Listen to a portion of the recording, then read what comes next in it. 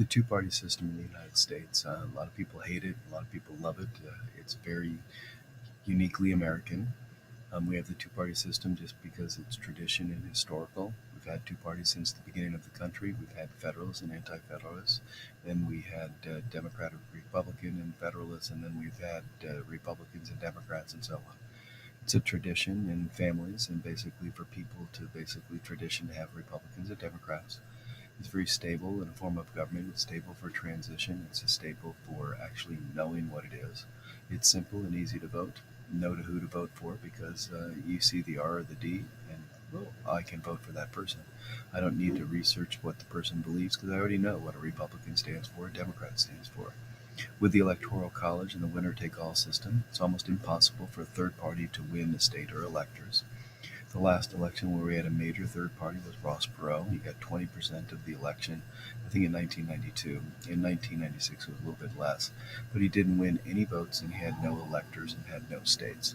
So it's very hard for a minor party, third party to win electors or states, and Teddy Roosevelt was the last main one that did that with the Bull Moose Party, and he really was a Republican. Now there are multi-party systems, and that's in England, France, Germany, Europe, Australia, Canada. And that would be like if the Republicans and Democrats didn't have 50% of the population or didn't even have a majority. And to get 50%, you needed a combination of these different parties. So we have Republican, Democrat, Green, Libertarian, Constitution, American Independent, Socialist, and so on. They all run their candidates and they all run their spots, and then you make a coalition. So in this case, there's no party with 50% of the votes. One party can't run the government without any help. So they form a coalition, and they might be the Democrat and the Green and the Libertarian, maybe the Independent. They get together, get 55%, so they have a coalition to run the government. The advantages of a multi-party system is all voices can be heard. It's the parties are responsive to the people. The government's responsive to the people. Your vote counts. The parties like you're closer to the party. They're smaller. A lot of disadvantages. Coalitions break down. There's more elections. It's less stable, harder to do. And I think Italy, after World War II, had probably over 40 different governments because they kept breaking down and they had to have a new election and they had to vote again. And sometimes it might be the Republicans and the Libertarians and the Constitution Party, and then sometimes they'll break up and then do something else. So it's not very stable. So it's one of those systems. Now, the single party system is very stable, but normally you see that in dictatorships, communist states like Russia, China, Cuba, only one candidate, one choice, one party for the elections.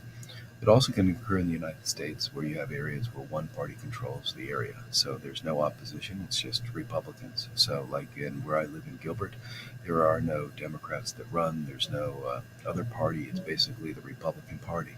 So, what you have is the general election is not that important, it's the primary, where you're trying to find out of those 8 or 9 or 10 candidates who will actually win, who's the most conservative.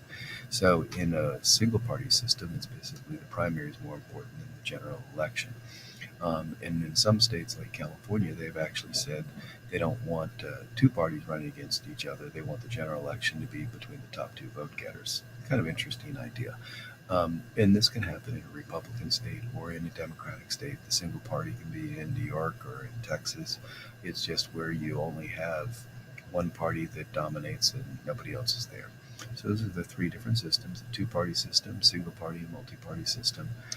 They're all very unique. They all have got their strengths and weaknesses, but for the most part, in the United States, we have a two-party system.